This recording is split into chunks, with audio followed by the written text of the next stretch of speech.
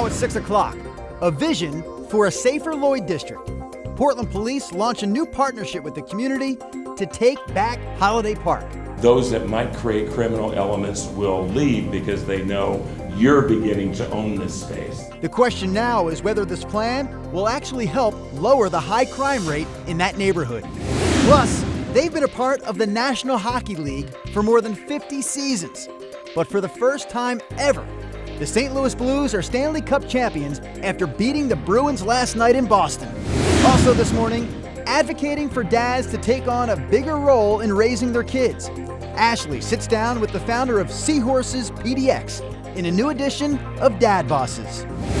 And this mother-daughter duo from Wilsonville shares a couple of their favorite summer recipes. On the menu this morning, coffee-rubbed steaks and a Greek orzo pasta salad. Yep, I'm in. And the 6 o'clock hour of KGW News at Sunrise is now. And we want to start with this live look from our sky cam on the Oregon Veterans Home in the Dalles. Doesn't the gorge look beautiful? Yeah. The good news, if it's a little too hot for you, things are cooling off. We almost hit 100 degrees yesterday. It was crazy. It was so hot. Good morning. Thanks for joining us. Do you feel like you can never please everybody? It's either too cool or just too hot. I like to think in this big head of mine that I please everybody every day. It's a tough life. No, I feel the pain, Ashley, trust me. Cannon Beach this morning, no fog there. But look at this monitor. This is the Depot Bay camera. You can just barely see a light there. It's so foggy from the Channel House looking up to the north. So the coast is cooling off with a marine layer. We have the clear skies over downtown Portland. And despite it's still fairly warm out, we're not going to get that warm later today. 65 out the door at the bus stop, 74 at lunchtime, 83, maybe 85 degrees for a high temperature. That's a big improvement. Thunderstorms have cleared out of eastern Oregon for the time being. Here he is. Hello.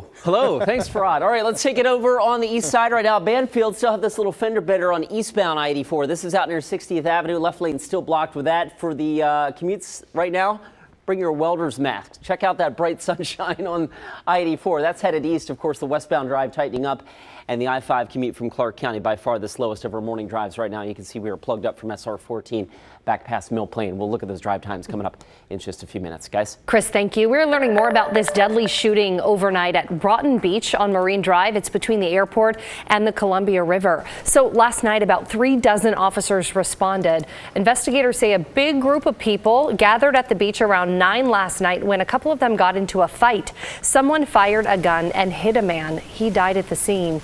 Police say the suspect ran off and they're trying to find that person.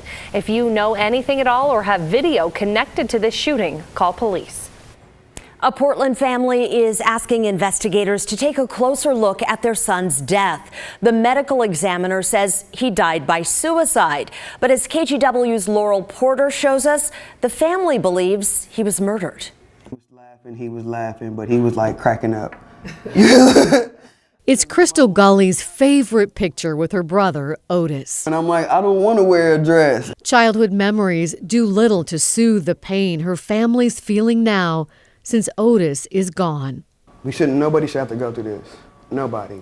My daughter and my youngest son showed up and told me that they found his body. It was May 27th. Police found 31-year-old Otis Gully dead on Rocky Butte. The medical examiner's office ruled his death a suicide. His family says that's hard to believe. There was nothing, suicidal about it. He was in good spirit. He was happy. I know he did not commit suicide. No doubt about that. Otis's mom says her son was diagnosed with bipolar schizophrenia. He was also transgender and homeless. She worried about his safety. He would say, "Mom, I can't stay." And then he would go back out there. But he was hanging around a crowd that I was concerned about. It's one reason family members don't believe Otis took his own life. They hoped investigators would dig deeper into the case. Instead, they felt officers wrote them off. Is it because he's gay, black, homeless, that the police didn't want to deal with it? This is not fair because he's a human being. Everybody's life matters. On Tuesday, police issued a new statement asking the public for information and or video related to Otis's death. They also stressed the medical examiner's office, not police, determined the cause of death. Crystal Gully hopes it leads to justice for her brother and closure for her mother. I just want her to get the answers that she needs and then to treat her son like he was a human. That was Laurel Porter reporting. You know, anytime we talk about even the possibility of suicide, experts stress if you or someone you know is struggling and thinking about suicide, you can find help 24 hours a day. The number to call is 1-800-273-8255. That's 273-TALK.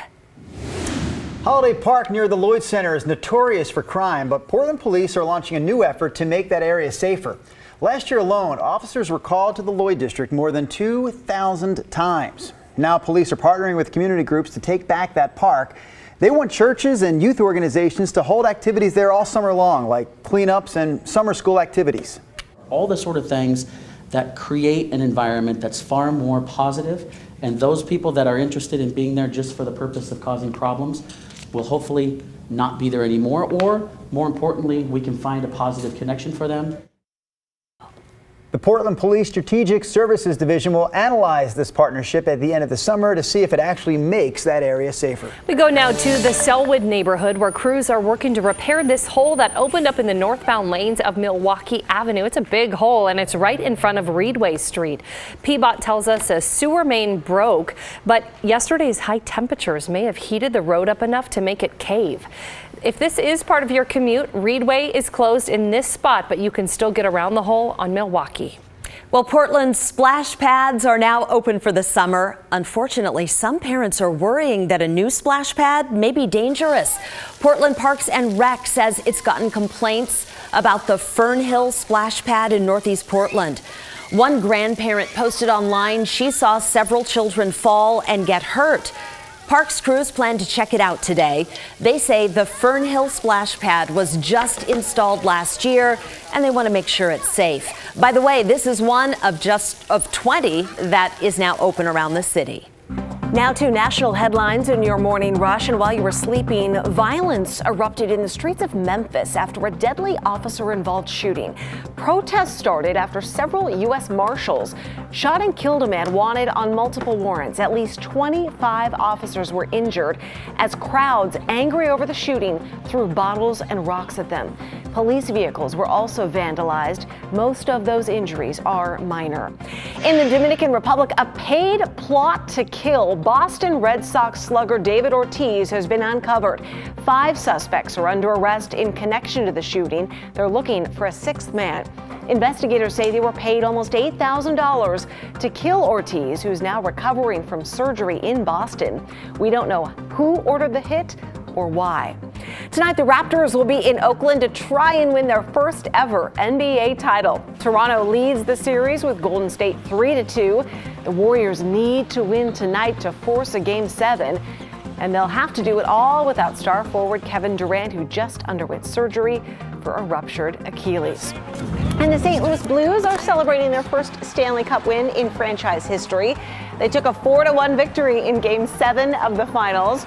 As the final seconds ticked away, the team came off the bench to celebrate on the ice. This is huge for St. Louis. They've had that team since 1967. This is their first national championship, as Rod well knows. Yeah. They were the last team in the standings back in January, and they made it all the way. Unbelievable. So, it is congratulations. You don't see that in the NBA. I mean, if there's a team dead last in the standings in January, they will not be in the playoffs, let alone win the whole thing. But that happens in hockey. It's kind of a weird sport. Cool. I've never heard you really talk about hockey in all the years we worked together. Suddenly, Fairweather fan. he's a Blues fan. Fairweather fan. Bandwagon. I didn't grow up watching hockey, but I'm from Missouri. I have a lot of friends in St. Louis that played hockey growing up, and so happy for them. My nephew and my brother actually went to Game 3, the first game in St. Louis. Now, they got blasted in that game, but now they can say they were at one of the games a year that the Blues won the puck. It's cool to see a drought end, too. 50-plus years with no championship, now they have one. Yeah, it's kind of pathetic, really.